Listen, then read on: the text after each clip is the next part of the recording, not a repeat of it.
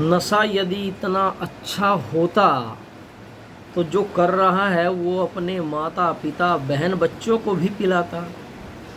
और नशा यदि इतना अच्छा होता तो घर उजड़ते नहीं अपितु और ज़्यादा बस जाते। और नशा यदि इतना अच्छा होता तो ज़मीन जायदाद घटती नहीं अपितु बढ़ जाती।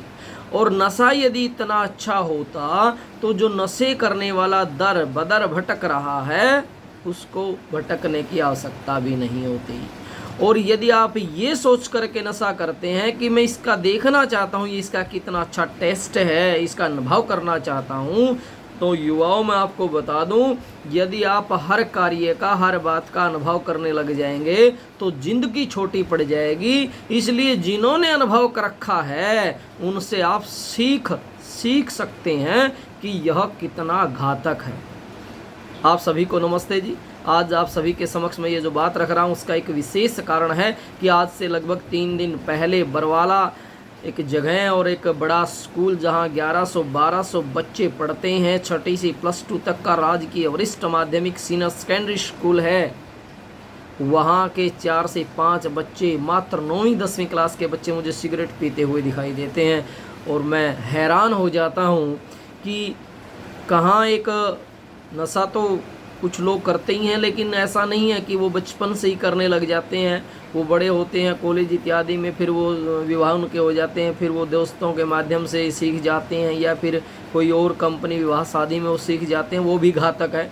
लेकिन 9वीं-10वीं का बच्चा अभी से पहले सिगरेट पी करके छल्ले उड़ा रहा है उसके, इसका मतलब कि वो फसल बर्बाद हो रही है। किसान तो अपनी फसल को तैयार कर सकता है, धोखा खा लेगा कोई नहीं, अगली बार फिर कर लेगा। पर इस नस्ल को कैसे बचाओगे? इस नस्ल को बचा लीजिए, अन्यथा सब खत्म हो जाएगा। ये बात किससे मैं कह रहा हूँ? ये बात मैं अध्यापकों से कह रहा हूँ, ये बात मैं माता पिता से कह रहा हूँ, और ये बात मैं समाज में जो लोग देखते हैं उनको कह रहा हूँ। यदि आप ऐसा देखते हैं तो पूछिए। हाँ, एक बार आपको दुख हो सकता है कि हो सकता है वो आपसे लड़ बैठें, पेरेंट्स आपसे लड़ बैठें कि आप ये कह रहे हैं हमारे बच्चों पे आप आरोप लगा रहे हैं, लेकिन कोई रास्ता निकालिए ना। अरे राम भरोसे बच्चे पल रहे हैं, ध्यान ही नहीं दिया जा रहा बच्चा क्या कर रहा है क्या नहीं, बच्चा किसके साथ खेल रहा है किसके साथ नहीं, वो बुरी संगति में पड़ा हुआ है।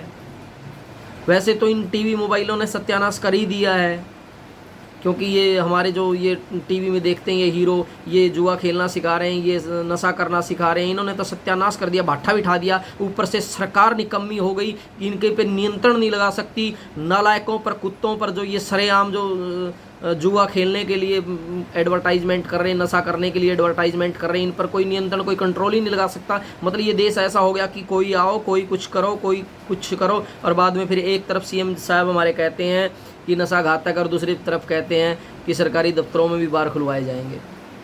विडंबना, शंका, कन्फ्यूज़न, और वो कहते हैं शंकित व्यक्ति का पतन तो हो जाया करता है। तो समाधान कर लीजिए, इस फसल को बचा लीजिए, इस युवा को बचा लीजिए, इस राष्ट्र के नींव की हड्डी जो जिसे बोला जाता था, जिसे नींव का पत्थर बोला जाता था, जिसे भविष्य का कर्णधार बोला जाता था, ये युवा, ये विद्यार्थी, यदि ये रीढ़ की हड्डी, इस राष्ट्र की रीढ़ की हड्डी जो युवा है, यदि ये खत्म हो जाएगा, जिसकी रीढ़ की हड्डी टूट जाएगी, वो खत्म हो जाएगा, तो राष्ट्र कैसे बनेगा, कैसे बन पाएगा, और कैसे आप कुर्सी को संभाल पाएंगे? विचारने का विषय है। मेरा तो इसी वीडियो को बनाने का उद्देश्य यही है कि जागरूकता फैल जाए, विद्यार्थी समझ जाएं, माता पिता समझ जाएं। देख लीजिए अपना बच्चा कहाँ जा रहा है भाई, संभालिए। पूछिए अपने बच्चे से कहाँ खेल के आया है, पूछिए अपने बच्चे से कि कितनी देर पढ़ा है, पूछिए अपने बच्चे से वो कहाँ गया था घूमने के लिए, किसके साथ गया था, पता नहीं क्या क्या करके आ रहा है। आपकी पीठ पीछे वो इशकबाजी लड़ा रहा है, आपकी पीठ पीछे वो नशा कर रहा है, बीड़ी पी रहा है, सिगरेट पी रहा है, और कल को वो शराब अफीम गांजा पता नहीं क्या क्या पिएगा, स्मैक पिएगा, आपको पता ही नहीं है। संभाल लीजिए, फिर आप कहोगे कि हमें तो पता ही नहीं है। मैं आपको गारंटी कह रहा हूँ, आपकी पीठ पीछे आपका बच्चा क्या कर रहा है इसका पता लगाइए। हम देखते हैं, हम बाज़ार में जब जाते हैं, बरवाला जब शहर जाते हैं, हिसार जाते हैं, और स्कूल से बाहर जब वो रिसेस में आते हैं या बाहर जब वो निकलते हैं, उसके बाद में बच्चे जब वो कहीं खेलते हैं, पेरेंट्स को पता ही नहीं होता बच्चे कहाँ गए हैं। विचार कीजिए, हमें तो अपना स्वार्थ है, क्योंकि हमारे भी बच्चे बड़े हो रहे हैं भाई। अब वो संगति बाहर उनको खराब मिलेगी।